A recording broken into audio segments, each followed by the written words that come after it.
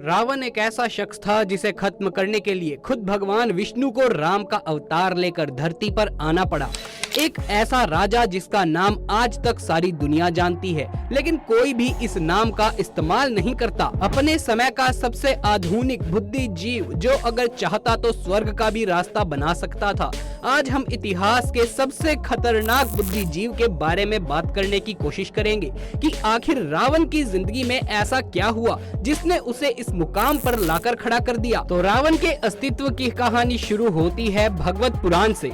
विष्णु जी के लोग भैकुंड में जय और विजय नाम के दो द्वारपाल थे। एक बार जब ब्रह्मा जी के 4 पुत्र, जो कि अपनी पवित्रता के कारण ही बिल्कुल बच्चों की तरह नजर आते थे, वो सभी वैकुंठ जाकर भगवान विष्णु से मिलने की योजना बनाते हैं। लेकिन जब वो वैकुंठ पहुंचते हैं तो जय और विजय उन्हें बच्चा समझकर रास्ते में ही रोक देते हैं और कहते हैं कि ये भगवान विष्णु के विश्राम का समय है, वो किसी और दिन बात करने के लिए आ जाएं, अभी वो मुलाकात नहीं करेंगे। ब्रह्मा के पुत्रों ने जय और विजय से कहा कि भगवान विष्णु तो अपने भक्तों के लिए हमेशा उपलब्ध रहते हैं। इस बात से वो सब बच्चे नाराज हो गए और क्रोध में आकर उन्होंने जय और विजय को श्राप दिया कि उन दोनों को वैकुंठ का त्याग करके धरती लोक में इंसानों की तरह रहना होगा। तभी वहाँ भगवान विष्णु आ जाते हैं और वो दोनों इस श्राप से मुक्ति पाने की मांग करने लगते हैं। भगवान विष्णु उन दोनों से कहते हैं कि ये ब्रह्मा जी के पुत्रों का श्राप है, इसलिए वापस तो नहीं लिया जा सकता, लेकिन मैं तुम्हें 2 विकल्प देता हूँ। जिनमें से एक विकल्प था कि वो दोनों 7 जन्मों तक पृथ्वी लोक पर विष्णु भगवान जी के भक्त बनकर रहें, और दूसरा विकल्प ये था कि वो दोनों 3 जन्मों तक विष्णु भगवान जी के दुश्मन बनकर रहें। जय विजय धरती पर ज्यादा समय तक नहीं रहना चाहते थे, इसीलिए उन्होंने दूसरा विकल्प चुना और इसी श्राप के चलते रावण ने जन्म लिया। महान ऋषि विश्वा और राक्षसों की राजकुमारी केकसी की शादी हुई और उनके गर्भ से रावण का जन्म हुआ। यही वजह है कि रावण के अंदर अपनी माता के तरफ से राक्षसों के गुण और शक्तियाँ मौजूद थी, तो वहीं पिता की तरफ से ब्राह्मण की तीव्र बुद्धि बचपन से ही मौजूद थी। रावण अद्भुत प्रतिमा का मालिक था, जिसे अपने समय का वैज्ञानिक भी कहा जा सकता है, क्योंकि रावण ने कई सारी खोज की है। रावण ने अपने जीवन में अति कठोर साधना और तप किया, जिसके कारण उसमें अपार शक्तियाँ मौजूद थी। रावण के पास हजारों सिद्धियाँ मौजूद थी, जिनकी मदद से वो इतना ज्यादा शक्तिशाली बन गया था कि तीनों लोक में उसके जैसा शक्तिशाली व्यक्ति ढूंढना असंभव था।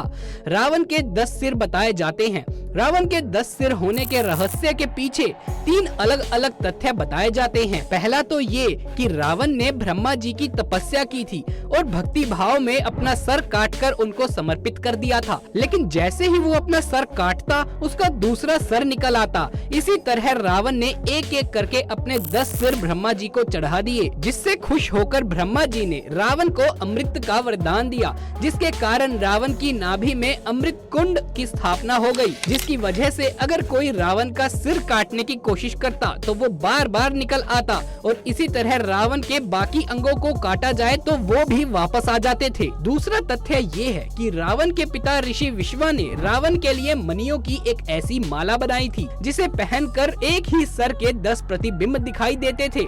रावण उस माला को युद्ध के दौरान पहन लिया करता था ताकि कोई भी उस पर वार ना कर सके। और तीसरा तथ्य है कि रावण ने 6 शास्त्रों और 4 वेदों की महारत हासिल कर ली थी। किसी एक दिमाग में इतना ज्ञान अपने अंदर समेट पाना असंभव होता है, इसीलिए रावण को 10 सिरों वाला कहा जाता है। रावण का विवाह मंदोदरी से हुआ था, जो असुरों के राजा मयासुर हेमा अप्सरा की पुत्री थी, इसीलिए मंदोदरी भी काफी शक्तिशाली और बहुत ही सुंदर स्त्री थी।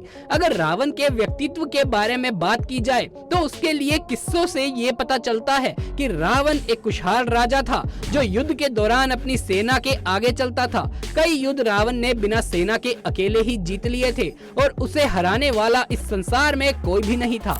रावण के शासन काल में लंका की प्रजा सबसे ज्यादा खुश और समृद्ध थी। यही कारण है कि रावण भले ही पूरी दुनिया के लिए एक राक्षस और दुष्ट हो, लेकिन वहाँ रहने वाले लंका वासी आज भी उसे भगवान मानकर पूजते हैं। रावण को अपने परिवार की बहुत ज्यादा चिंता थी और उन्हीं की रक्षा के लिए वो किसी भी हद तक जाने के लिए तैयार हो जाता था। और हम ये कैसे भूल सकते हैं कि अपनी बहन शूर्पणखा के अपमान का बदला लेने के लिए ही रावण स्वयं नारायण नारायण से भिड़ गया और अपनी पत्नी मंदोदरी के लिए वो एक ऐसे यज्ञ से उठ गया जिसका पूरा होने पर वो पूरी वानर सेना का अंत कर सकता था। अब अगर इन सारी बातों पर गौर करें तो इससे पता चलता है कि रावण को अपने परिवार की कितनी कदर थी। दोस्तों, रावण के व्यक्तित्व के बारे में जानने के बाद आइए अब बात करते हैं रावण के सबसे बड़े रहस्य के बारे में। माना जाता है कि आज भी रावण का शव सुरक्षित है। श्रीलंका सरकार के एक रिसर्च टीम ने रामायण से जुड़े बहुत से सबूतों को ढूंढने की कोशिश की है और उन्हें बहुत कुछ जानने का मौका मिला है।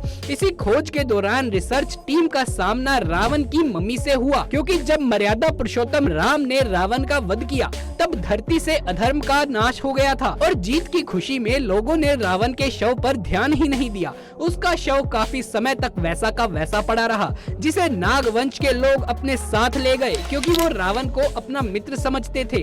रावण के दोस्त नागराज ने रावण को जिंदा करने की बहुत सारी कोशिशें की, लेकिन वो असफल रहे, जिसके बाद उन्होंने रावण के शव को खास जड़ी बूटियों और शहद की मदद से सुरक्षित करके एक गुफा में छुपा दिया। और जंगल के पास रहने वाले लोगों का ये दावा है कि वो सदियों से इस रहस्य को जानते हैं कि रावण का शव किस गुफा में सुरक्षित करके रखा गया है। शिलांग के घने जंगलों में रंगला नाम के इलाके में पहाड़ मौजूद है, जिसकी गुफा में रावण के शव होने की बात कही गई है।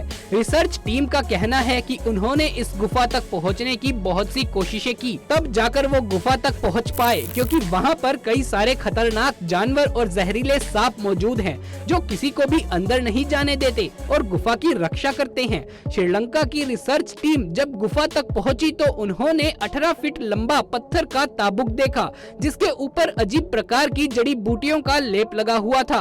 गुफा में ताबूत को इस प्रकार रखा गया है कि अगर एक भी पत्थर हिला तो पूरा का पूरा ढांचा गिर जाएगा और इसी वजह से उस ताबूत को बाहर नहीं निकाला गया। उसे निकालना असंभव कहा जाता है।